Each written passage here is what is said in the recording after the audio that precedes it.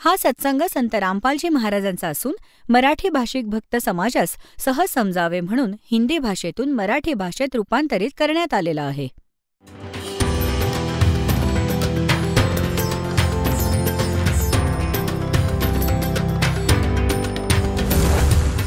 और ज्ञान सब ज्ञान डी कबीर ज्ञान सो ज्ञान और जैसे घोड़ा तोब कायम करता चले मैदान. जगद्गुरु तत्वदर्शी संत रामपालजी महाराजांचे अमृत वचन सर्व पवित्र धर्मांच्या व पवित्र शास्त्रांच्या आधारावर.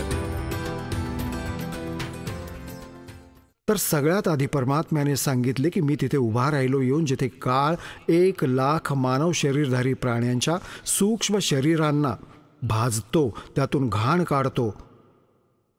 आणि हा जीव हे वरचे कव्हर तर इथे राहते, आपण त्याच्या अंतिम संस्कारात लागून राहतो. 100 क्रियाकर्म करून घेतात हे नकली, आणि जीव तिथे दुर्गतीला प्राप्त होत असतो जो सत्साधना न करता जातो. तप्तशिलेवर भाजले जातात, तिथे चटकमटक जीव होतात, हाहाकार माजला जातो. मरत नाहीत सूक्ष्म शरीरात, परंतु त्रास भरपूर होतो. या दुःखाला बघून परमात्मा आपला पुत्र जोगजीतच्या रूपात, कधी सहज दासाच्या रूपात, कधी ज्ञानीच्या रूपात येत राहिले आहेत. तर तिथे जोगजीतच्या रूपात तिथे आले आणि ज्योत निरंजन तिथे येऊन उभे राहिले तप्तशिलेवर, जिथे जीव दुःखी होत होते. ते परमात्म्याच्या शक्तीने ती तप्तशिला तर जळत आहे, पण जीवांचा त्रास बंद झाला. जसे कोणाला डोकेदुखी असेल खूप जास्त, तर कोणी बोलत पण नाही की मला आराम आहे, आणि जेव्हा ते दुखणे ठीक होते टॅब्लेट वगैरे घेतल्याने मग बसून गप्पा मारतो. तर ते आधी वाईट प्रकारे तळमळत होते, हाहाकार माजला होता, जेव्हा एकदम शीतल झाले आणि असे करून पाहिले समोर चंद्रासारखा चेहरा त्या परमपित्याचा, सुंदर मुखडा बघून ते खुश झाले आणि शीतलता जाणवली.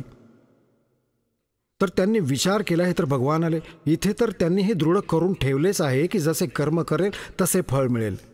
तर तिथे त्यांनी विचारले, कारण की तिथे ब्राह्मण पण तिथेच भाजले जात होते, गुरुजी पण आणि शिष्य पण सगळे एकत्र भाजले जात होते.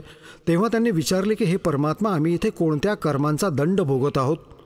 तेव्हा परमेश्वराने म्हटले की हे या लोकातले कर्म नाही, तुम्ही सतलोकात पाप केले होते त्याचा दंड आहे हा. तुम्ही तिथे भरलेल्या ताटाला लाथ मारून आला होतात, त्या सुखाला सोडून आला होतात या काळाच्या लोकात, तो दंड तुम्ही भोगत आहात. तेव्हा परमात्म्याने त्यांना सृष्टीरचना ऐकवली, त्यांचे इथे अडकण्याचे कारण सांगितले. तेव्हा सगळ्या जीवांनी म्हटले, हे भगवान आम्हाला या घाणेरड्या लोकातून बाहेर काढा. परमात्म्याने त्यांना शिक्षण दिले की ज्या संपत्तीला तुम्ही तुमचे मानत होता ती कुठे आहे, काय घेऊन आलात बरोबर उचलून, तुमच्याबरोबर धोका करून ठेवला या काळाने, तुम्ही मानत नाही आहात. तेव्हा तर इथे सगळेच अडकलेले होते, हात जोडून म्हणाले की तुम्ही सांगा, आता घेऊन चला सतलोकात परत, याचा पिच्छा सोडवा. परमात्मा म्हणाले, असं नाही. जब तुम जाए धरो जग नर देहा तब तुम करना मम संत सत्सबद स्नेह. जेव्हा तुम्हाला खाली जाऊन मनुष्य शरीर प्राप्त होईल आणि माझा संत कोणी हा सत्संग आणि ज्ञान तुम्हाला ऐकवेल, तेव्हा मला शरण या, मग मी तुम्हाला पार करीन असेच नाही. इतक्या गोष्टी होत होत्या तेव्हाच तो काळ आला, त्याचे ते भोजन करायची वेळ झाली. त्याने वेळ फिक्स करून ठेवली आहे. इतक्या वेळात हे सगळे भाजून वगैरे हे तिथून उठवले जातात, मग उडवले जातात, आणि यांच्यातून निघालेली घाण तिथे राहते. तुम्ही बघता, एक सुरुवातीला कोणीही व्यसन करतो, कोणी बिडी ओढू लागतो, किती दुःख होते त्याला, आणि तुम्ही किती बिड्या ओढता. हा जबरदस्तीने करवून घेतो, मांस खातात, दारू पितात, कोणी हुक्का पितात, कोणी अटपट करतात. तर यासाठी जास्तीत जास्त व्यसने करून घेतो, जेणेकरून याच्या सूक्ष्म शरीरात जास्त घाण भरू दे, आणि तितकीच घाण जास्त निघेल तिथे त्या तप्तशिळेमध्ये. तर त्याचे एक पात्र आहे, ऑटोमॅटिकली ते भरतं त्या घाणीने, मग त्याला खातो हा. तर याने विचार केला होता की हे निघून गेले असतील सगळे प्राणी, तिथून उडून तिथे तप्तशिळेवरील सगळे प्राणी, सगळे जीव, मानव शरीरधारी तिथून वर येतात, आणि मग धर्मराजाच्या दरबारात येऊन लाईनमध्ये उभे राहतात. मग आपल्या कर्मानुसार ज्याने राजा बनायचे राजा बनतो, गाढव बनायचे गाढव बनतो, देवता बनायचे देवता बनतो, याला काही टेन्शन नाही. आपले केलेले आपल्यालाच प्राप्त होत राहते. तर इतक्यात तो काळ तिथे आला आणि काळाने म्हटले, पाहिले की जोगजीत तू कसा आलास माझ्या लोकात? तिथे तर तू मला मारून बाहेर काढले होतेस, पिटाळले होतेस, तू माझे एक ऐकले नव्हतेस, 21 ब्रह्मांडांसहित पिटाळले होतेस. आता आधी तर सांग, वडिलांची काय आज्ञा घेऊन आलायस? मग त्यानंतर जोगजीत, आज तुला मी जिवंत सोडणार नाही, तुला क्षमा करणार नाही. तू माझ्या लोकात आलास कसा? तू तिथून मला काढून टाकले होतेस. तर जोगजीत रूपात परमात्मा उभे होते. त्यांनी म्हटले की बाबा ऐक गोष्ट, मी खालच्या लोकात जाईन. हे सगळ्यात वरचे 21व्या ब्रह्मांडात हे असे याने एक जाळे पसरवून ठेवले आहे.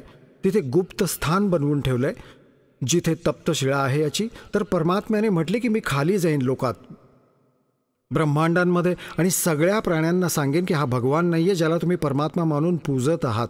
परमात्मा अन्य आहे. आणि त्यांना सज्ञान आणि खरा मंत्र देऊन येईन आणि सगळ्या प्राण्यांसमोर तुझं पितळ उघडं पाडीन. हा काळ आहे, तुम्हाला खातो, तुम्ही याची पूजा करता. आता त्याने विचार केला, हा तर माझे सगळे लोक उजाडून टाकेल, आधी यालाच मारून टाकू. तर सांगतात परमात्मा की धर्मदास मला मारण्यासाठी याने भयंकर रूप घेतले आणि जसे आता संपवणार माझ्यावर झडप घालून आला, तर मी सतनामाचे स्मरण चालू केले. आता पुण्यात्म्यांनो, धर्मदासजींच्या माध्यमातून परमात्मा आपल्याला एक संकेत सांगत आहेत की कधी तुमच्यावर इथे संकट आले, ज्याला जो कोणता मंत्र प्राप्त आहे, प्रथम मंत्र प्राप्त असेल तर प्रथम मंत्र, सतनाम प्राप्त असेल तर सतनामाचा तुम्ही जप चालू करा. तुमचे ते संकट असे जाईल की कधी विचारही केला नसेल की एकदम संकट असे दूर होईल. सारनाम प्राप्त असेल तर सारनामाचा जप करा. परमात्मा सांगतात की मी त्या सतनामाच्या मंत्राचा जप सुरू केला आणि हा काळाला असा झटका लागला, त्याला जसे आपटला पृथ्वीवर. कबीर सागरमध्ये लिहिलंय की तिथून तो पळून पाताळात पोहोचला, त्या शेषनागाच्या लोकात जाऊन पडला. तर म्हणतात मी त्याच्यासोबत गेलो आणि तिथून पकडून आणले की चलवर, आणि तिथे येऊन असा पडला जसे पक्ष्यांचे पंख कापले गेले आहेत, उडू शकत नाही, तडफडत राहतो, फडफडत राहतो. असा असहाय्य झाला जेव्हा त्याने पाहिले की याच्याकडे कोणती जबरदस्त शक्ती मंत्र आहे. तर याने चापलुसी केली आणि माझे पाय पकडले खाली येऊन आणि म्हटले की तू माझा मोठा भाऊ, मी तुमचा छोटा भाऊ. छोटे तर नेहमी जे आहे खोडसाळपणा करतातच, चुका करतातच, आणि मोठे तर त्यांना क्षमाच करतात. तुम्ही मला माफ करा, मी तर तुम्हाला पितातुल्य मानतो. तर परमात्मा सांगतात की मी म्हटले बोल, काय काय काय हवे आहे तुला? तेव्हा याने मला वचनबद्ध केले की वचनबद्ध व्हा, तेव्हा मी मागतो. परमात्म्याने म्हटले, परमात्म्याला माहीत होते की हा काय मागेल बालक. परमात्मा कबीरजी म्हणाले की ठीक आहे, मी वचनबद्ध झालो, मग काय मागतोस भिकाऱ्या? तेव्हा या काळ ज्योत निरंजनने म्हटले की 3 युगांमध्ये जीव कमी घेऊन जा, और चौथा युग जब कलयुग आवे तब तब शरण जीव बहु जावे, ऐसा वचन हर मोय दीजिए तब संसार गमन तुम कीजिए. याने काय मागितले की सगळ्या 3 युगों में सतयुग त्रेता द्वापर माही, तीनों युग जीव थोडे जाही. आणि अजून काय मागितले की परमात्मा जेव्हा मध्य कलियुगात तुम्ही याल आणि तुमचे ज्ञान ऐकून आपलेसे करून तुम्ही जीव घेऊन जा, तुमच्या ज्ञानाला जो मानेल तो तुमचा होईल जोगजीत, आणि जो आमच्या म्हणजे काळाच्या ज्ञानाला मानेल तो आमचा होईल. तुम्ही बायफोर्स नका घेऊन जाऊ. तर परमात्म्याने म्हटले बायफोर्स न्यायचे असते तर मी तसेच नेले असते. आता हे तिथून तिथे नाही टिकले जेव्हा ते सर्व संपन्न होते. आता कसे थांबतील? यांना तसेच घेऊन जाईन जसे हजरत मोहम्मदजींना परमात्मा घेऊन गेले.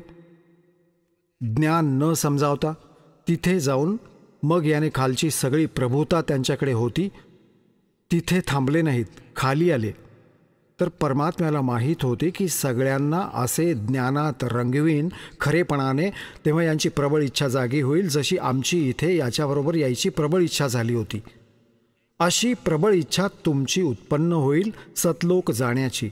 या ज्ञानाने तुमच्यात अशी जबरदस्त प्रेरणा होईल आणि भक्तीची शक्ती या मनाला दूर करेल आणि आत्म्याला वर उचलेल. मग तुम्हाला एक खरी तळमळ लागेल तिथे जाण्याची.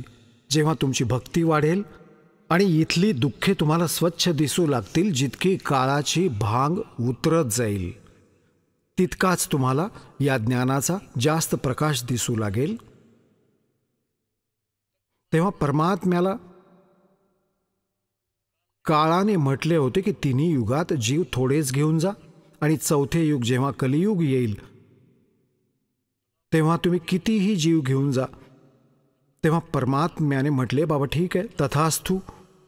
तर त्याच वेळी त्याची नियत फिरली आणि म्हणू लागला, जाओ जोग जीत संसारा, आजियो तुम जो कलयुग में, और जीव न माने कहा तुम्हारा. आम्ही या सगळ्या जीवांना असे अज्ञान से भर देंगे, देवी देव और देवल पुजाऊं, या विद जीवों को भरमाऊं. म्हणजे कोणाला मंदिर काही हे देवी देवतांच्या पूजेला लावू आणि सगळ्यांना अज्ञानाने परिपूर्ण करून टाकेन माझे नकली खोटे दूध पाठवून. मग म्हटले, द्वादश पंथ करूं मैं साजा, नाम तुम्हारा ले करूं आवाजा. द्वादश पंथ नाम जो ले ही, वो हमरे मुख आन समोई. और जाओ जोग जीत संसारा, जीव न माने कहा तुम्हारा. जीव तुम्हारा कहा न माने, हमरे और हो बाद बखाणे.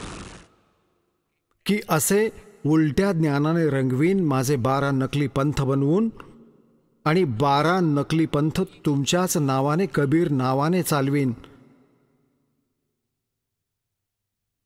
आणि त्या 12 पंथात जे अजून अनेक पंथ चालवीन, असे राधास्वामी, धनधन सद्गुरू आणि हे सगळे जितके आहेत हे सगळे काळाचे पंथ आहेत. और या विद जीवों को भरमाऊं. तेव्हा परमात्म्याने म्हटले होते की ठीक आहे, आता येऊ दे ती वेळ, मग आम्ही सांगू तुला. मग बोलू, जेव्हा ती वेळ येईल आम्ही तुला सांगू. आता काय सांगितलंय की आता परमात्म्याने म्हटले की जे पण तुम्ही त्या वेळेपर्यंत जी पण तू तुझी अटकळबाजी करशील, ती जितकी पण बंधने तू आमच्या या जीवांवर लावशील, त्यांना मी माझ्या खऱ्या ज्ञानाने आणि त्या सतनाम आणि सार नामाने सगळ्यांना कंडम करून टाकीन, संपवून टाकीन. बघा, हे आहे कबीर सागर. हे तेच कबीर सागर आहे जे आत्ता तुम्हाला दाखवले, कबीर सागर. आणि हे कुठून प्रकाशित आहे? आणि याच्या स्वसंवेद बोधात, इथे बघा, स्वसंवेद बोध आणि बोध सागर हा खंड आहे त्याचा, आणि हा स्वसंवेद बोध हा अध्याय आहे. यात इथे सांगितले आहे निरंजन वचन. त्रेता सतयुग त्रेता द्वापर माही, तीनों युग जीव थोड़े जाही. चौथा युग जब कलयुग आई, तब तब शरण जीव बहु जाई. ऐसा वचन हर मोय दीजे, तब संसार गमन तुम कीजय. आता परमात्मा कबीरजींनी म्हटले कि अरे काल पर पंच पसारा, तो तीनों युग जीवन दुख डारा. और बिनती तोर लीन में मानी. तुझे म्हणणे, तुझी विनंती मी स्वीकार केली. और मोह को ठगे काल अभिमानी. चौथा युग जब कलयुग आई, तब हम अपनो अंश पठाई.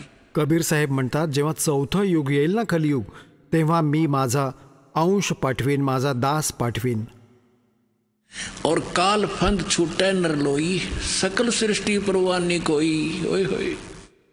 म्हणतात, काळाचे सगळे बंधन संपवून टाकीन, सगळ्या नर आणि नारींचे, आणि सकल सृष्टी, पूर्ण विश्व परवानिक म्हणजे दीक्षित होईल त्या संताकडून. घर घर देखो बोध विचारा, सतनाम सब ठोर उचारा. 5500 पाचा, तब ये वचन मेरा होगा साचा. कलयुग बीत जावे जब एता, और सब जीव परम पुरुष पद चेता.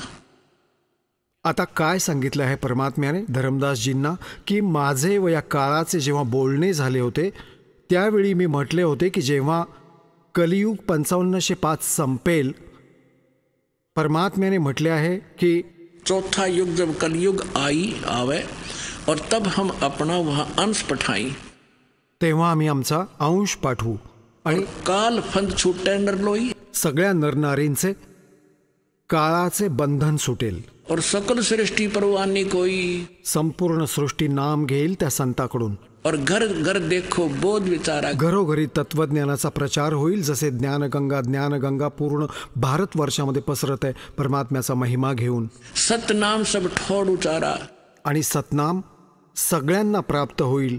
हे सतनाम आजपर्यंत कोणाला अंदाज नाही लागू दिला दात्याने. आणि पुण्यात्म्यानो, तुमच्यासाठी घबाड उघडून दिलं या दासाकडून. आज ती वेळ आली 5505 वर्षांनंतरची.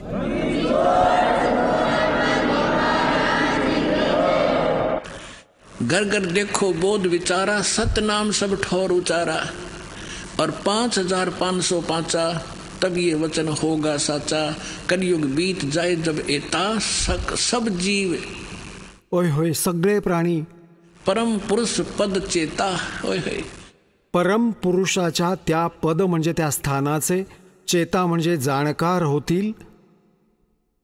जसे गीता अध्याय नंबर 15 श्लोक नंबर 4 मध्ये म्हटलं आहे की तत्वदर्शी संताच्या प्राप्तीनंतर परमेश्वराच्या त्या परमपदाचा शोध घेतला पाहिजे जेथे गेल्यावर साधक परत संसारात कधी नाही येत. म्हणतात त्यावेळी पूर्ण विश्व परमात्म्याच्या त्या परमपदाशी परिचित होऊन जाईल. आता पुण्यात्म्यांनो, ती वेळ आली आहे आणि तुम्ही ते पुण्यकर्मी प्राणी आहात ज्यांच्यासाठी परमात्म्याने सगळे काही तो समय निर्धारित केला होता की जेव्हा 5505 वर्ष हा अवधी संपेल, कलियुग संपेल, तेव्हा पूर्ण विश्व परमात्म्याच्या ज्ञानाशी आणि या नामाशी परिचित होईल. आणि पूर्ण विश्वात परमात्म्याचा महिमा आणि पूर्ण संसार परमात्म्याशी परिचित होईल आणि सगळ्यांचा मोक्ष होईल. तर ती वेळ आता आली आहे आणि याला सगळ्या सद्ग्रंथातून तुम्हाला प्रमाणित पण करून दाखवलंय.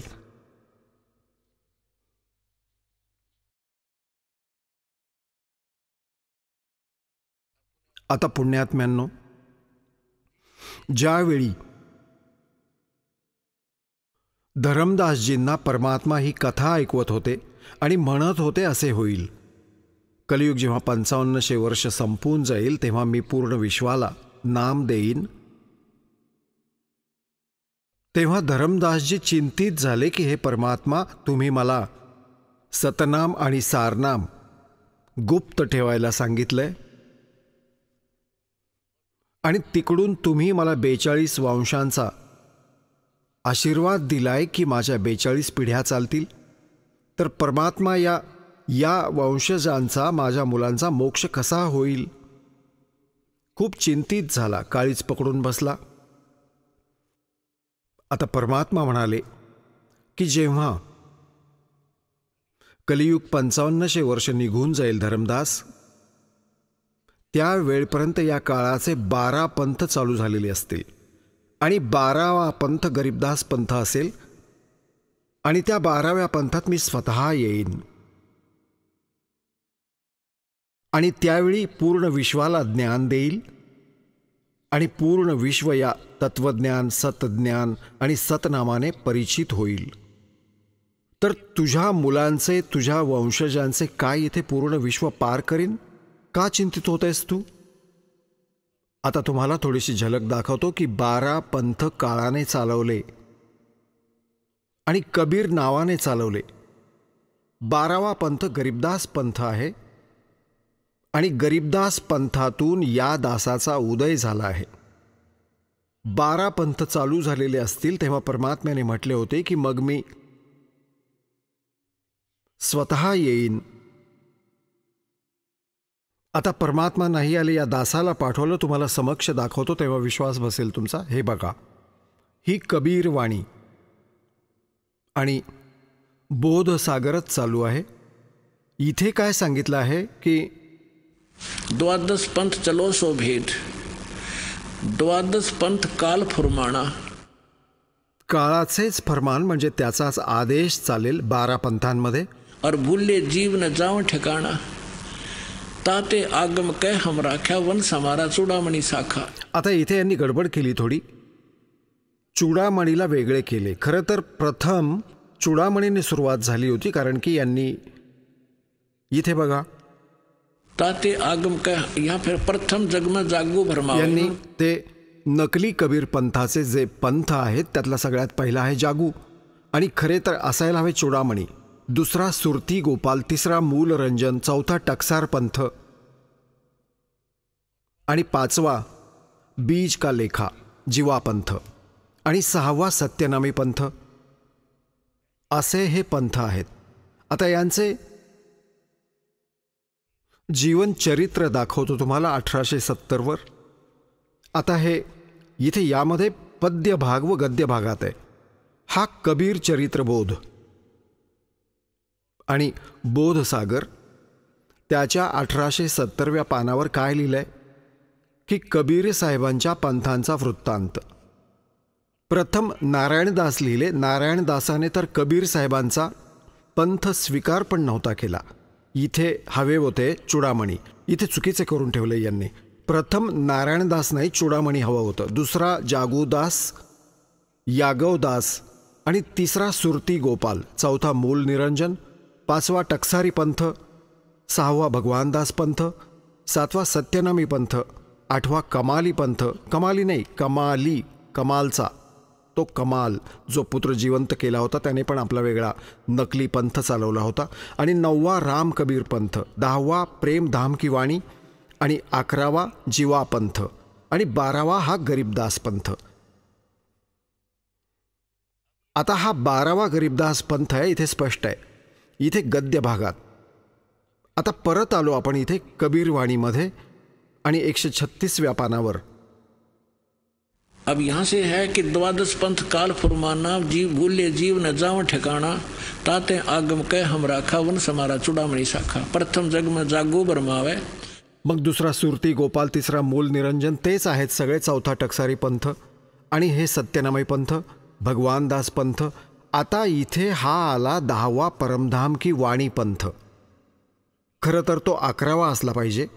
आता इथून 12वा चालू झाला, इथपर्यंत 11व्याचाच महिमा. आता 12वा इथे आहे. 1775 होई. हे 1774 असायला हवे होते. चुकून 1 वर्षाचे अंतर मिसप्रिंट झाले आहे. अर्थात दिन प्रेम प्रगटे जग सोई. कारण की संवत 1774 मध्ये आदरणीय गरीबदास साहेबजींचा जन्म झाला होता. ही त्याविषयी माहिती आहे. पुढे बघा. आज्ञा रहे जीव बोध लावे और कोली चमार सबके घर खावे, साख हमारी ले जीव समझावे, असंग जन्म ठोड़ नहीं पावे. म्हणजे म्हणत आहेत की गरीबदास पंथातून ही अस्पृश्यता काही प्रमाणात कमी होऊ लागेल, परंतु हे असंख्य जन्म गरीबदास पंथ 12व्या पंथापर्यंत असंख्य जन्म त्या सतलोकाला प्राप्त नाही करू शकत. हे बघा. साख हमारा हमार ले जीव समझावे, असंग जन्म ठोर नहीं पावे, और बर में पंथ प्रगट हो वाणी. 12व्या पंथात माझी वाणी, महिम्याची वाणी परत प्रकट होईल, गरीबदासजीद्वारे प्रकट झाली. और शब्द हमारे का निर्णय ठानी. आमच्या त्या माझ्याकडून दिले गेलेले जे ज्ञान, गरीबदासजींकडून लिहून घेतला गेला ग्रंथ, त्यावर सगळे निष्कर्ष काढतील, डिस्कस करत राहतील गरीबदास पंथापर्यंतचे. त्याच्याविषयी काय म्हणतात? बर में पंथ प्रगट हुआ बाणी, शब्द हमारे का निर्णय ठानी, अस्थिर घर का मरम ना पावे, 12 पंथ हमी को द्यावे. कबीर कबीर करतील पण खरे खरे ज्ञान नाही समजू शकणार आणि त्या वाणीला ते समजू नाही शकत. बर में पंथ प्रगट हो बाणी, शब्द हमारे का निर्णय ठानी, अस्थिर घर का मरम न पावे, 12 पंथ हमी को द्यावे. मग म्हणतात 12व्या पंथात तो 12वा पंथ चालू झाला असेल, त्यानंतर 12वें पंथ में हम ही चल आवे और सब पंथ मिटा, एक ही पंथ चलावे. आता बघा पुण्यात्म्यांनो, परमात्मा नाही आले, हा दास पाठवून दिलाय त्या पंथात. आता विश्वास करा आणि कल्याण होईल तुमचे.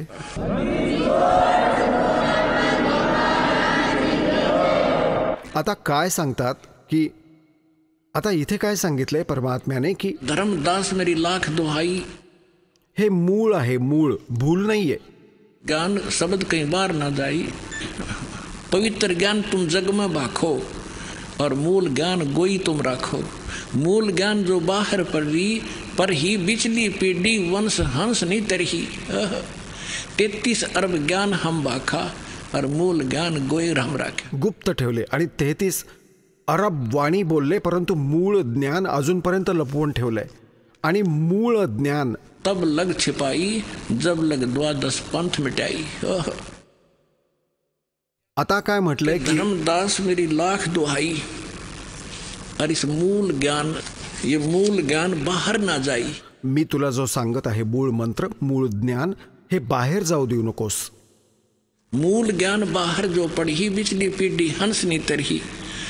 यदि ये ज्ञान या नकली पंथीयांच्या हाती लागले ना सगळे, तर मधली पिढी पार नाही होणार. तर ही मधली पिढी कशी आहे आता हे प्रमाण करूया. बघा, आता आपण इथे वाचत होतो वरती कि बार में पंथ प्रगट हो बाणी, शब्द हमारे का निर्णय ठानी, अस्थिर गर कमर न पावे. अस्थिर, स्थिर म्हणजे तो अविनाशी परमात्मा उस सतलोक का मरम नहीं पावे. ये 12 पंथ हम ही को ध्यावे. बार में पंथ हम ही चल कर आवे और सब पंथों को मिटा के एक पंथ चलाओ. फिर मग सांगितलंय प्रथम चरण कलयुग निर्याना. कलियुगाचे प्रथम चरण कोणते असेल? तब मगर मांडो मैदाना. आता परमात्म्याने म्हटले होते की कलियुगाचे प्रथम चरण ते असेल जेव्हा मी मगहर होऊन सशरीर जाईन, एक लीला करीन. तर परमात्मा सन 1518 मध्ये मगहर होऊन सशरीर गेले होते. ते प्रथम चरण होते जेव्हा परमात्मा आले होते. ते सगळे ज्ञान देऊन गेले होते. तो भगवान लीला करत असतो, ती करून निघून गेले. आणि ही आहे ती मधली पिढी. आता 5500 वर्ष संपून गेली. ही मधली पिढी आहे म्हणून ज्ञान लपवून ठेवले होते. आणि हा मूळ मंत्र पण लपवून ठेवला होता. ज्या पण महापुरुषांना परमात्म्याने हे ज्ञान आणि मंत्र दिले त्यांच्याकडून घेतली होती की पुढे आता हे सांगायचं नाही, नाहीतर या काळाच्या नकली पंथांना पण हे ज्ञान मिळाले असते. आणि हे मंत्र देत असते हे अधिकारी नाही आहेत, ज्या कारणाने जरी हे मंत्र त्यांच्याकडे असते तरी पण काळाच्या जाळ्यात आपण अडकून राहिलो असतो. अधिकाऱ्याशिवाय कोणताही मंत्र काम करत नाही. तर विश्वात आज हा दास तो अधिकारी आहे आणि हाच सगळा तुमचा मोक्ष करून देण्यासाठी परमात्म्याने पाठवलाय. आता एक अजून प्रमाण दाखवतो. हे बघा, हीच कबीरवाणी चालू आहे बोधसागर.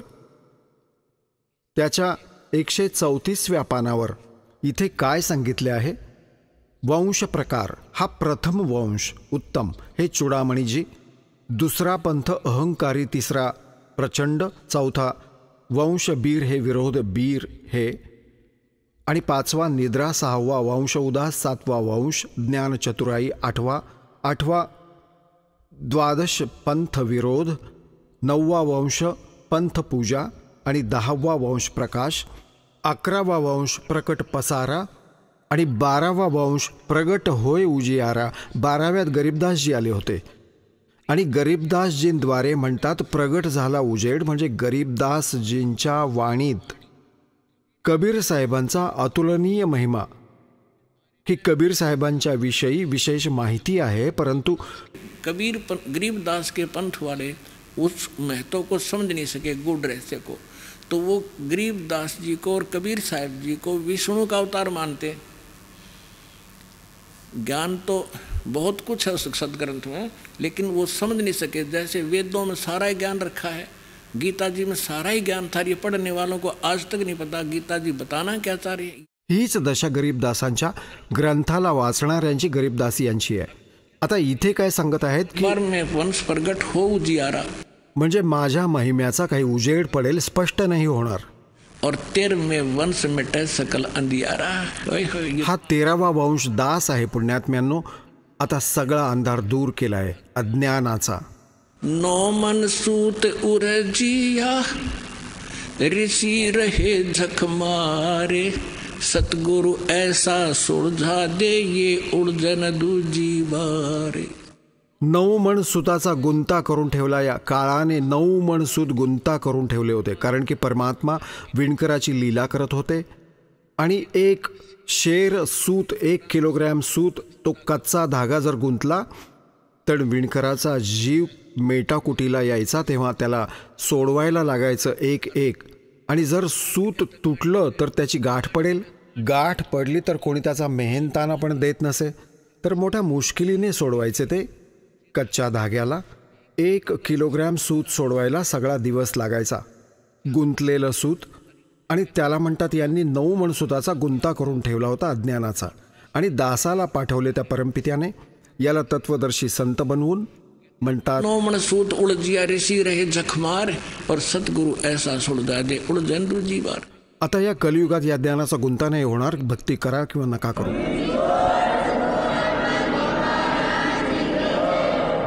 तर पुण्यात्म्यांनो, तुमचे सौभाग्य आहे की तुमचा जन्म अशा वेळी लखबर सूरा जूझही लखबर सावत दे लखबर येती जहान में तो सतगुरु शरणाले. तुम्ही त्या पुण्यात्म्यांमधील आहात जे युगायुगांपासून संघर्ष करत येत आहेत. परमात्मा म्हणतात, साधों से ती मस्करी और चोरा नाल खुशहाल मल अखाड़ा जीतेंगे ये युगन युगन के माल. जसे परमात्मा हे सांगत असायचे की आम्ही सगळे ज्ञान खरे सांगत आहोत. आमच्याबरोबर कोणी चेष्टा करतात आणि चोरा नाल खुशहाल, आणि हे नकली कपटी सगळे खोटे बोलणारे संत ऋषी महर्षी यांच्यावर प्रसन्न आहेत आणि म्हणतात, मल अखाड़ा जीतेंगे ये युगन युगन के माल. माल म्हणजे रेसलर, पैलवान, जे पहिल्यापासून एक्झरसाइज करत असतील तेच. जेव्हा शेवटच्या काळात त्याचा आमना सामना होईल तेच विजयी होतील, जे पहिले आपले अनेक युगांपासून ताकद ग्रहण करत आहेत. तर तुम्ही अनेक युगांपासून येत आहात या परमात्म्याच्या या भक्तीच्या आखाड्यात. तुम्ही खूप दिवसांपासून एक्झरसाइज करत आला आहात. आता फायनल गेम आला आहे, तर आता तुम्ही ते पैलवान आहात, ते रेसलर आहात. म्हणतात, साधों से ती मस्करी इन चोरा नाल खुशहाल मल अखाड़ा जीतेंगे ये युगन युगन के माल. तुम्ही ते युगायुगांपासूनचे मल्ल आहात. तो व्यायाम करत आला आहात. आता तुमचे कल्याण होईल. परंतु यामध्ये सगळ्यात मोठी गोष्ट मर्यादा आहे. आणि मर्यादेत आम्ही तुम्हाला आधी सांगून पण ठेवलं आहे. नियम दीक्षा देण्याआधी पण तुम्हाला चांगलं सांगितलं जातं, दीक्षा घ्या, दीक्षा घ्या. घ्याल तर पूर्ण करा, तेव्हा तुम्हाला फायदा होईल. नाम घेऊन जाता, संसारातील लोक लाजेने त्याला खंडित करता, तर परमात्मा साथ नाही देत तुम्हाला. जसे तुम्ही कनेक्शन घेतले पॉवरचे, विजेचे, तर वीज जे काम करेल ते मॅन्युअलपासून वेगळे असेल. जसे तुम्ही आधी तुमचे संस्कार प्राप्त करत होतात असा विचार करा. मॅन्युअल हाताने पीठ तळत होतात आणि मग पॉवर कनेक्शन घेतले 3 फेजचे आणि गिरणी आणली मोटार असलेली. मग तुम्ही पटापट पटापट 1 तासात 1 क्विंटल पीठ दळाल आणि तेव्हा 2-3 तासात 2 किलो पण नव्हते दळले जात हाताने मॅन्युअली. तर तुमचे सगळे कार्य जेव्हा परमात्म्याच्या पॉवरने होतील ते वेगळे दिसतील. आणि कनेक्शन तुटले तर मग परत ती गिरणी तिथे जशीच्या तशी उभी राहील. तर कनेक्शन कायम ठेवा. परमात्म्याचे मग फायदे बघा. जनता बघू लागेल तुमच्या घराकडे की यांच्याकडे रोज अशी कशी भरभराट होत आहे, कसे हे फळत फुलत आहेत. तर परमात्मावालेच काम करत असतात. आणि गरीबदासजी म्हणतात, ये संसार समझदा नाही कहंदा श्याम दोपेरे नु गरीबदासी वक्त जात रोग इस पेरे नु. एकदा हे हातातून तुमच्या मनुष्य जीवन सुटले ना, मग पूर्ण जीवनभर रडणंच रडणं राहील. तर परमात्म्याच्या शरणात राहा, पूर्ण विश्वासाने करत राहा. तुमचे आयुष्य नसले तरी ते पण वाढेल. परंतु पुण्यात्म्यांनो, काही घटना अशा घडतात ज्यामुळे तुम्ही ज्ञानाने परिपूर्ण नसल्यामुळे विचलित होऊ शकता की तो नाम घेऊन गेला होता आणि त्याने नामाची दीक्षा पण घेतली होती आणि तो मृत्यू पावला. दासाने सगळ्यात आधी म्हटले आहे की मर्यादा प्रथम आहे. जब लग हंसा हमरी आना और काल लगनी तेरा बाणा. परमात्मा म्हणतात, जोपर्यंत माझ्या मर्यादेमध्ये हंस राहील काळ अटॅक नाही करू शकत. आपण चुका करतो लोक लाजे खातर. आता काय आहे की एका घरात एक सदस्य नाम घेऊन गेला आणि 6 सदस्य विरोधी आहेत. तर तो नाम घेऊन गेला अवश्य, पण त्याचे नाम खंडित केल्याशिवाय ते राहत नाहीत. यासाठी आम्ही ऑप्शन सांगून ठेवलं आहे की तुम्ही इथे येऊन तुमचे कनेक्शन पुन्हा जोडून घ्या, नाहीतर पॉवर नाही येणार तुमच्या घरात. तर त्या काळात जेव्हा तुमचे नाम खंडित होईल आणि तुमचा संस्कार मृत्यूचा आला तर भगवान पण रक्षा करू शकणार नाही. तर त्या घटनेला बघून हे वाटते की याने नाम पण घेतले होते तरी पण मृत्यू झाला, आणि ते तर सांगतात आम्ही आयुष्य वाढवतो. तर हे अज्ञानाचेच एक वेगळे प्रमाण असेल. ज्याला ज्ञान असेल तो नाही स्वीकार करणार की त्याचे नाम ठीक असते, तर नाहीतर भगवानाची वाणी फेल झाली असती. तर यासाठी या कनेक्शनला चालू ठेवा आणि मग बघा खेळ दात्याचे. सतगुरु जो चावे सो कर ही 14 कोट दूत जम डरही. ऊत भूत चमत्रास निवारे और चित्रगुप्त के कागज पाडे. तुमच्या नशिबात लिहिलेलं बदलेल. तर पुण्यात्म्यांनो, तुमचे सौभाग्य आहे. ज्यावेळी तुम्ही परमात्म्याच्या या ज्ञानाने परिचित व्हाल, तुम्ही तुमच्या गेलेल्या वेळेला खूप आठवत राहाल. तुम्हाला तो समय पण लक्षात राहील की कोणत्या भक्ताने केव्हा मला हे पुस्तक दिले होते, किंवा सतलोक आश्रम बरवालाच्या विषयी कोणती माहिती सांगितली होती. ते पण विसरू शकणार नाही असे निर्मळ स्थान आणि असे निर्मळ ज्ञान आहे. तर तुम्हाला प्रार्थना आहे की तुमची भक्ती सफल करा आणि प्रत्येक भक्ताचे परम कर्तव्य बनते की या सतज्ञानाला आपल्या पूर्ण विश्वातल्या भावा बहिणींपर्यंत पोहोचवा आणि इथून प्रचार सामुग्री घेऊन जा आणि सगळ्यांचे कल्याण करवा. बोलो सतगुरुदेव की जय.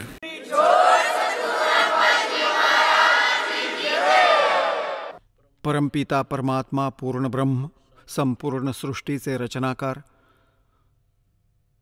सर्वांचे पालक, पूर्ण ब्रह्म कबीर परमेश्वरजींच्या असीम कृपेमुळे तुम्ही सगळे पुण्यात्मे सत्संग ऐकण्यासाठी उपस्थित झालात. ज्या प्राण्यांचे युगायुगांचे पुण्य उदय होतात, त्या पुण्यात्म्यांनाच असे शुभस्थान प्राप्त होते. त्यांनाच सत्संग मिळतो, त्यांनाच सद्गुरू प्राप्त होतात.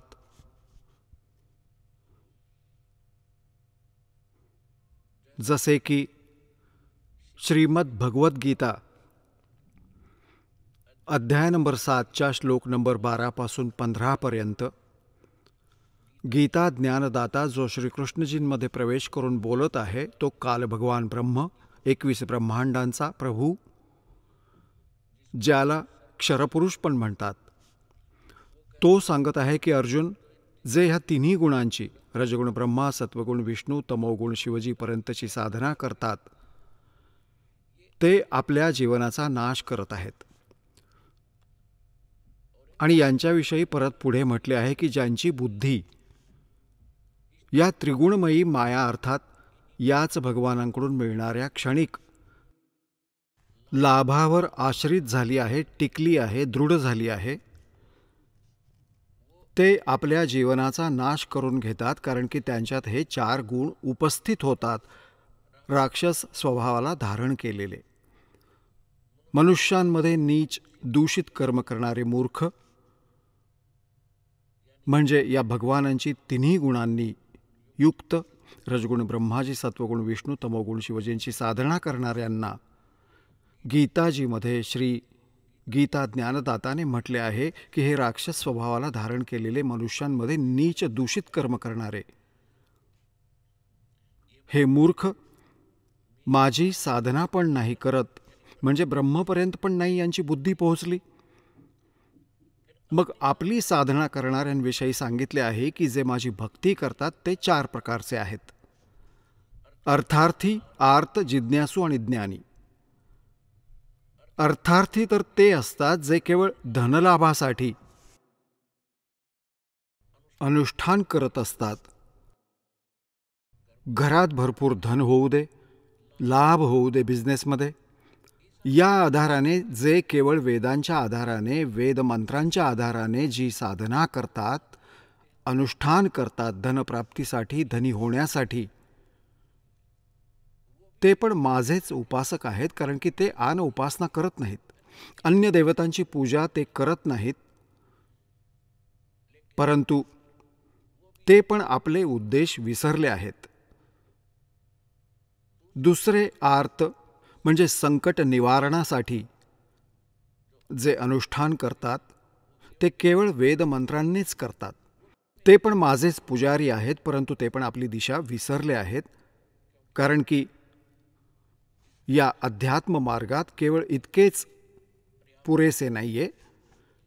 मग तिसरे जिज्ञासू सांगितले आहेत. जिज्ञासू ते कर्महीन प्राणी असतात, जे घरातून निघतात परमात्मा प्राप्तीसाठी, घर पण सोडून देतात. पुढे जसेही त्यांना गुरु भेटतात त्यांच्याकडून ज्ञान ग्रहण करून घेतात आणि ज्ञान ग्रहण करून वक्ता बनतात. प्रभू बनण्याची भूक निर्माण होते त्यांच्यात. त्यांच्या त्या वेड्या वाकड्या ज्ञानाने लाखो लोकांना बुडवतात आणि स्वतः पण बुडतात. हे तिन्ही रिजेक्ट केले आहेत गीता ज्ञानदात्याने की हे चांगले, हे साधक ठीक नाहीत. चौथे ज्ञानी सांगितले आहेत, ज्ञानी ते प्राणी असतात ज्यांना हे ज्ञान मिळाले की जसे परमात्म्याच्या वाणीमध्ये येत आहे, मानुष जन्म दुर्लभ है, ये मिलन बारंबार, तरवर से पत्ता टूट गिरे वो बोर न लगता डर, मानुष जन्म पाए कर जो नहीं रटे हरि नाम, जैसे कुआ जल बिना भाई बनवाया क्या काम. आता त्यांना हे ज्ञान मिळाले की मनुष्य जीवनाचे जे मूळ कर्तव्य आहे, मूळ उद्देश आहे, केवळ परमात्मा प्राप्ती, सत्साधना करणे आणि मोक्ष मिळवणे हे असते. त्यांना दुसरे हे पण ज्ञान मिळते ज्ञानीला की पूर्ण मोक्ष पूर्ण परमात्म्याकडूनच होतो, या अन्य देवतांमुळे होत नाही. ब्रह्मा विष्णू महेश किंवा इतर उपासना जे करतात कोणत्या देवी देवतांची, यांच्यामुळे मोक्ष संभव नाहीये. त्यांना हे पण ज्ञान झाले आहे. यामुळे ते कोणत्या अन्य देवांची पूजा करत नाहीत. ते माझी साधना करतात, म्हणून मला ते आवडतात आणि त्यांना मी आवडतो. ब्रह्म म्हणतो, ब्रह्म सांगत आहे, परंतु तो लास्टमध्ये हे म्हणतो की हे ज्ञानी आत्मा हे मोठे नेक आहेत, उदार आहेत, परमात्मा मिळवण्यासाठी समर्पित आहेत, परंतु तत्वदर्शी संत न भेटल्यामुळे हे ज्ञानी आत्मा, चांगले आत्मा पण माझ्यावाल्या अनुतम श्रीमद भगवद्गीता अध्याय नंबर 7 16, 17, 18 हा आपल्याविषयी सांगत आहे. 16 व 17 याने तर चारांचेही विवेचन दिले, अर्थार्थी, आर्त आणि जिज्ञासूंचे. आणि आता गीताजी अध्याय नंबर 7 श्लोक नंबर 18 हे स्पष्ट करतो. गीता ज्ञानदाता ब्रह्म हा काळ भगवान हा म्हणतो की ज्ञानी आत्मा आहे तर चांगला उदार आहे, परंतु यांना तत्वदर्शी संत न भेटल्यामुळे हे माझ्यापर्यंतच मर्यादित राहिले. आणि माझ्यावाल्या अनुत्तम 7व्या अध्यायाच्या 18व्या श्लोकात एक अनुत्तम शब्द आहे, अनुत्तमाम. एकतर अनुत्तम असतो, एक अनुत्तमाम, अतिशय वाईट. एक उच्च, एक उच्चतम, सर्वोच्च म्हणजे सर्वात वाईट. माझी साधना आहे त्यात हे आश्रित झाले. आता म्हणतो हे ज्ञानी सगळे उदार आहेत, परंतु हे माझ्यावाल्या वाईट अनुत्तम अश्रेष्ठ गतीमध्येच श्रेष्ठ राहिले. आता ब्रह्मची साधना काय आहे? ओम नामाचा मंत्र. आणि ओम नामाने काय प्राप्त होते? ब्रह्मलोक.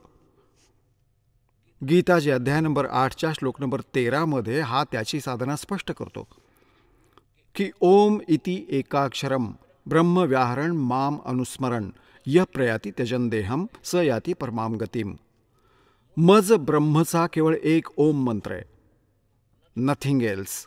याच्या व्यतिरिक्त माझा कोणताही मंत्र नाही आहे. आणि याचं शेवटच्या श्वासापर्यंत, शरीर सोडेपर्यंत याचे स्मरण करत जो शरीर सोडून जातो त्याला ब्रह्मलोक प्राप्त होतो. म्हणजे माझी सगळ्यात उत्तम म्हणजे परमगती प्राप्त होते, जी ओमने मिळणारी आहे. श्री देवी भागवत 7वा स्कंद, सचित्र मोठा टाईप, गीता प्रेस गोरखपूरहून प्रकाशितच्या पृष्ठ नंबर 562 व 63 वर हा निर्णय दिलाय. देवीजीने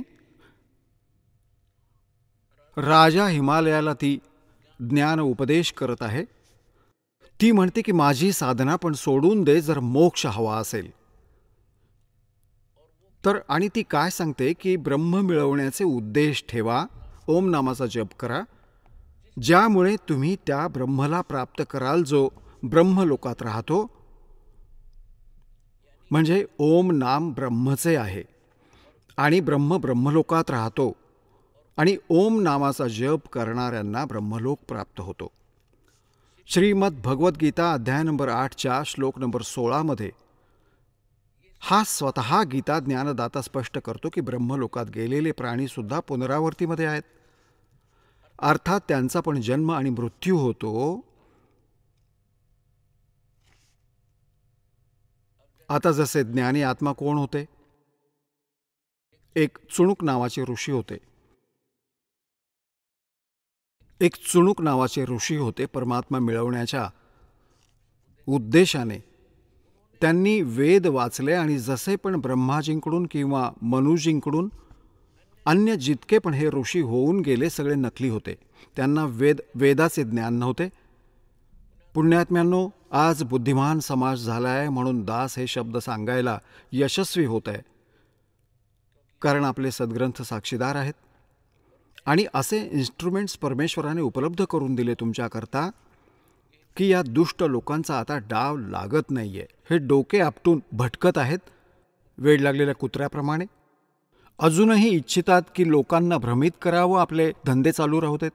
परंतु परमात्म्याने सगळ्यात पहिल्यांदा उपकार हे केले तुमच्यावर की तुम्हाला शिक्षित केले आणि मग अशी उपकरणे बनवली ना. हे मानवनिर्मित नाही आहेत. हे मनुष्याच्या बुद्धीच्या स्तरावरचे काम नाही आहे. इंटरनेट लावणे, TV चॅनेल बनवणे हे आता 10 वर्षांपूर्वी का झाले? 15 वर्षांपूर्वी पहिले नव्हते हे कधी. केवळ तुमच्यावर दया केली दात्याने, ती समर्थ शक्ती आहे. त्यांना यावेळी हे काम करायचेच करायचे होते. तर दासाने हे म्हटले की आजपर्यंत जितके पण ऋषी महर्षी झाले आहेत हे सगळे अज्ञानी होते. त्यांना कख पण माहिती नव्हते. वेद आणि गीता आणि आपल्या सद्ग्रंथांचे हे वेळोवेळी तुम्हाला अनेकदा प्रमाणित पण करून दाखवले. वेळ आल्यावर या सत्संगामध्ये पण वेळ द्या, पण प्रमाण दाखवू. आजचा जो विषय आहे तो वेगळा आहे.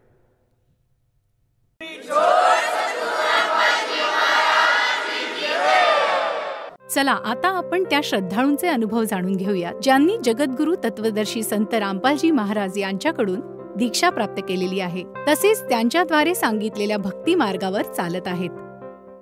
नमस्कार सतसाहेब. आपलं नाव? मुंडे वैजनाथ वामनराव. आपण कुठून आलात? मुक्काम पोस्ट दहिपळवड माऊली, तालुका केज, जिल्हा बीड. आपला व्यवसाय काय आहे? मी लिपिक म्हणून शाळेमध्ये लिपिकाची कारकुनाची नोकरी करतोय. संत रामपालजी महाराजांची गुरुदीक्षा आपण कधी घेतली? मी संत रामपाल महाराजांची गुरुदीक्षा 16 मे 2022 रोजी घेतली. संत रामपालजी महाराजांच्या शरणात येण्या अगोदर आपण व आपला परिवार कोणती भक्ती साधना करत होतात? संत रामपालजी महाराजांच्या शरणात येण्या अगोदर आम्ही ब्रह्म विष्णू महेशांची जी पुरोडी परंपरेने चालणारी भक्ती आहे ती भक्ती करत होतो. विशेष करून पांडुरंगाची भक्ती करत होतो. आम्ही पांडुरंगाच्या भक्तीमध्ये आम्ही त्यांच्या दिंडीमध्ये जाणे, त्यांची मूर्तीपूजा करणे, त्यांचा सकाळी आरती वगैरे म्हणणे, कीर्तन करणे, म्हणजे कीर्तन श्रवण करण्याकरता जाणे, भजन ऐकणे, अशा प्रकारची भक्ती आम्ही आमच्या वडिलोपार्जित भक्ती होती ती भक्ती करत होतो. सर, जसं तुम्ही सांगत आहात की आपण महाराष्ट्रामध्ये जी प्रचलित भक्ती साधना आहे, जसे की देवी देवतांची पूजा करणे, मंदिरात जाणे, व्रतवैकल्य करणे, ही भक्ती साधना आपण करत होतात. आणि महाराष्ट्र जर म्हटला तर एक संतांची भूमी आहे आणि महाराष्ट्रामध्ये माऊलीला मोठं स्थान आहे. तर हे सगळं असताना आपण संत रामपालजी महाराजांच्या संपर्कात कसे गेलात आणि संत रामपालजींचा जो मार्ग आहे तो आपण कसा स्वीकार केला? माझं काय झालं होतं की या भक्तीत येण्यापूर्वी 13 जानेवारी 2022ला माझा मोटरसायकल घसरून पडल्यामुळे ॲक्सिडेंट झाला होता. माझ्या पायाच्या शिरा क्रॅक झाल्या असं सांगितलं होतं. साई हॉस्पिटलमध्ये मी त्या ठिकाणी ट्रीटमेंट घेतली होती आणि साई हॉस्पिटलच्या डॉक्टरांनी ज्यावेळेस मी दवाखान्यामध्ये दाखल झालो त्यावेळेस माझ्या पायाला एवढी सूज आली होती की त्या वेदना असह्य होत्या. ह्या असह्य वेदना मी कदापि सहन करू शकत नव्हतो. डॉक्टरांनी सूज आलेली ती सूज कमी करण्यासाठी त्यामध्ये इंजेक्शन देऊन त्याच्यातलं रक्त बाहेर काढण्याचा प्रयत्न केला.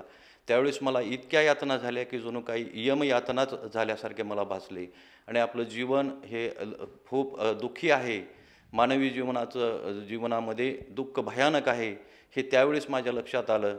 आणि माझं ते रक्त काढल्यानंतर अर्धा तास माझे अंग सगळं शरीर थरथर थरथर कापत होतं. मग आपल्याला याच्यातून कोण बचवील, कुणीतरी बचवील का असं मनामध्ये माझ्या एक विचार येत होता वेगळ्या प्रकारचा. पण मला काहीच सुचत नव्हतं आणि ही पूर्वीची भक्ती करूनही काही मला त्याचं फळ मिळालेलं नव्हतं. म्हणून आमच्या पाहुण्याकडून मला ही संत रामपालजी महाराजांची ज्ञानगंगा पुस्तिका मिळाली आणि ती ज्ञानगंगा पुस्तिका ज्यावेळेस मी वाचली, ज्यावेळेस माझ्या पायाला प्लास्टर करून मी बेड रेस्टसाठी घरी थांबलो त्यावेळेस मी जवळजवळ 10-12 दिवस ही ज्ञानगंगा पुस्तिका आणि परमात्माचे हे सत्संग आणि परमात्माची आरती नित्यनियम हे सगळ्यांचा त्यावेळेस मी सगळं ऐकत होतो. त्यावेळेस मला वाटायचं की ही संत रामपाल महाराज ह्या जगाचा उद्धार करण्यासाठी आलेले एक महान परमात्मा आहेत आणि अशा परमात्मांची नामदीक्षा आपण लवकरात लवकर घेतली पाहिजे अशी माझ्या मनामध्ये प्रेरणा निर्माण झाली. आणि मी खूप दुःखातून बाहेर पडलो आणि मी ज्यावेळेस ते सत्संग ऐकायला सुरुवात केले त्यावेळेस 24 जानेवारीला मी दवाखान्यामध्ये डॉक्टरांनी मला सांगितलं, MIR करण्यात आला माझ्या पायाचा. त्यांनी सांगितलं तुमच्या पायाच्या नसा क्रॅक आहेत तर तुम्हाला पुढं चालून ऑपरेशनसुद्धा करावं लागेल, पण 21 दिवसापर्यंत तुमचं हे ऑपरेशन होणार नाही. त्यावेळेस मी 21 दिवस काय करायचं, 21 दिवसापर्यंत आपल्यात आता ऑपरेशन तर होत नाही, ऑपरेशन केल्याशिवाय भाग नाही आणि ऑपरेशनमध्ये इतका त्रास होईल त्याची गणतच नव्हती. मला वाटत होतं की आता काय करावं आणि काय नाही. आमच्या एका सरांच्या पण पायाच्या नसा क्रॅक झाल्या होत्या. त्यांना मी फोन करून विचारलं की सर ऑपरेशन कसं करतात, तेव्हा त्यांनी सांगितलं की खालून दुर्बीण टाकून वर आपल्याच पायाच्या नसा काढून वर जोडतात. हा प्रसंग ज्यावेळेस माझ्याकडे आला त्यावेळेस माझ्या डोळ्यात अश्रू आले आणि मी परमात्माला विनंती केली की परमात्मा तुम्ही काय करा, मला एकतर असंच हे करून टाका, नाही तर माझ्यावर काहीतरी बिना शस्त्रक्रियेचा मार्ग किंवा बिना शस्त्रक्रिया करून मला जिवंत ठेवण्याचा प्रयत्न करा. संत रामपाल महाराजांनी माझ्यावर दया केली. असा जगात परमात्मा नाही. संत रामपाल महाराजांनी माझ्यावर या माझ्यासारख्या दुष्ट व्यक्तीला, दुष्ट आत्म्याला परमात्माने जवळ घेतलं आणि त्यांनी माझ्यावर दया करून परमात्माने मला त्या ह्याच्यातून बचवलं. ज्यावेळेस नंतर पुन्हा दुसऱ्या वेळेस तपासणी करण्यात आली तेव्हा त्या डॉक्टरांनी सांगितलं की तुमच्या पायाची ऑपरेशन करण्याची आवश्यकता नाही आणि तुमचा पाय आता व्यवस्थित झालेला आहे, तुम्ही चालू शकता. त्याच्यानंतर मग माझ्या मनामध्ये परमात्माविषयी इतकं प्रेम निर्माण झालं की आपण एक ना एक दिवस आता कधी लवकरात लवकर आपण नामदीक्षा घेऊन असं झालं होतं. तेव्हा मी 16 मे 2022 या दिवशी ही या परमात्माची दीक्षा घेतली, संत रामपाल महाराजांची दीक्षा घेतली. सर, जसं आपण आता सांगत आहात की केवळ दुःखामुळे आणि शारीरिक व्याधीमुळे आपण संत रामपालजी महाराजांच्या शरणात आलात. सर्वप्रथम आपण सांगितलं की आपला ॲक्सिडेंट झाला होता आणि आपल्या पायाला जी इजा झाली होती, ते जे दुःख होतं, ते जे यातना होते ते अशा असह्य होत्या आणि त्या यातनातून आपल्याला मुक्ती पाहिजे होती, राहत पाहिजे होती, म्हणून आपण संत रामपालजी महाराजांचा मार्ग स्वीकारला. तर मला असं विचारायचं आहे की आता जे आपण उल्लेख करतात की आपल्या पायाची जी अवस्था खराब झाली होती तर त्यासाठी आपण डॉक्टरांकडे काही रिपोर्ट केले होते आणि ते रिपोर्ट जर केले असतील तर ते आम्हाला बघावयास मिळतील का? मिळतील ना. माझ्या पायाला झाली जी इजा होती त्या इजेचे रिपोर्ट माझ्याकडे उपलब्ध आहेत, मी दाखवू शकतो.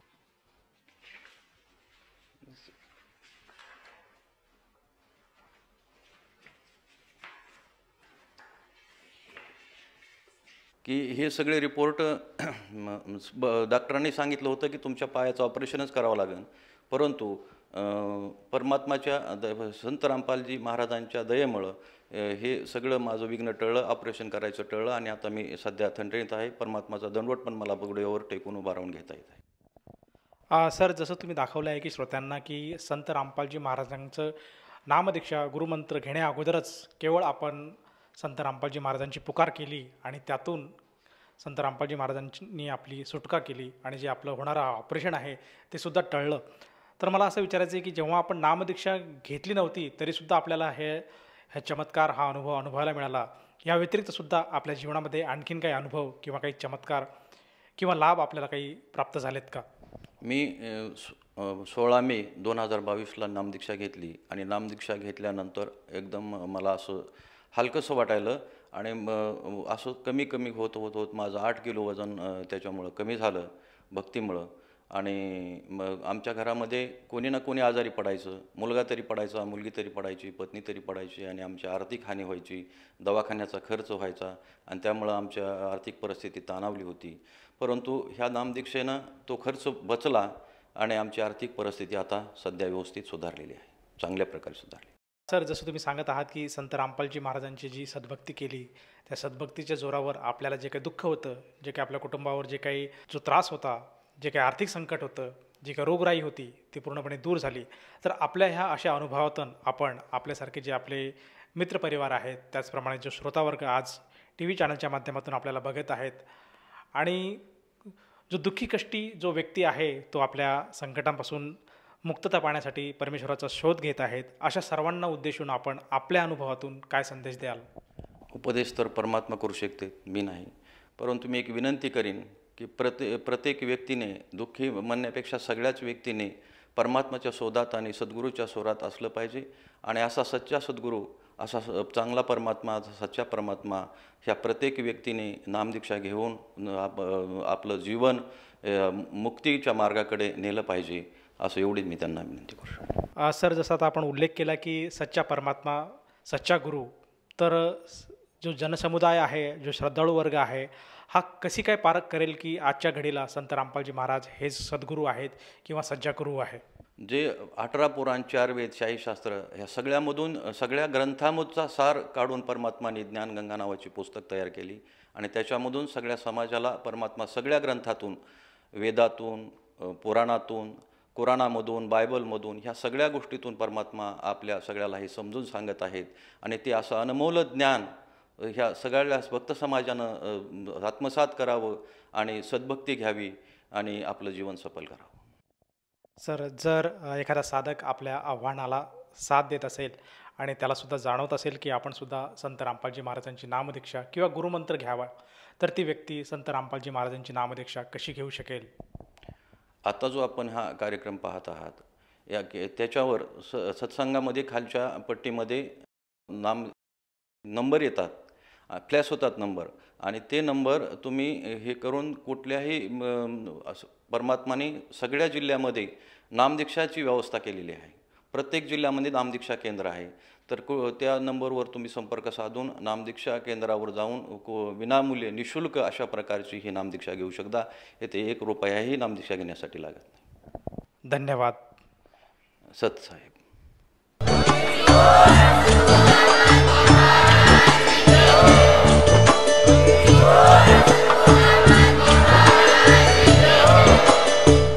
आपण ऐकत होता जगद्गुरु तत्वदर्शी संत रामपालजी महाराज यांचे मंगल प्रवचन, ज्यांच्या शुभ आशीर्वादाने संपूर्ण विश्वामध्ये 500 पेक्षा जास्त नामदीक्षा केंद्र आहेत, जिथे निशुल्क नामदीक्षा दिली जाते. निशुल्क नामदीक्षा प्राप्त करण्यासाठी आणि अधिक माहितीसाठी संपर्क करा 7030303951 7030303952. अद्वितीय आध्यात्मिक ज्ञान वाचण्यासाठी, पाहण्यासाठी आणि ऐकण्यासाठी संत रामपालजी महाराज ॲप अवश्य डाउनलोड करा किंवा आमची वेबसाईट www.jagadgururampalji.org वर विजिट करा. आम्हाला सोशल मीडियावर फॉलो करा. सर्व पवित्र धर्मांच्या पवित्र शास्त्रांवर आधारित प्रमाणित अनमोल पुस्तक ज्ञानगंगा किंवा जगण्याचा मार्ग यापैकी कोणतेही एक पुस्तक निशुल्क मागवण्यासाठी आपण आम्हाला आपले पूर्ण नाव, पूर्ण पत्ता, पिनकोड आणि फोन नंबरसह लिहून 7030303951 किंवा 7030303952 या नंबरवर SMS करू शकता किंवा 7030303950 या नंबरवर व्हॉट्सअप देखील करू शकता.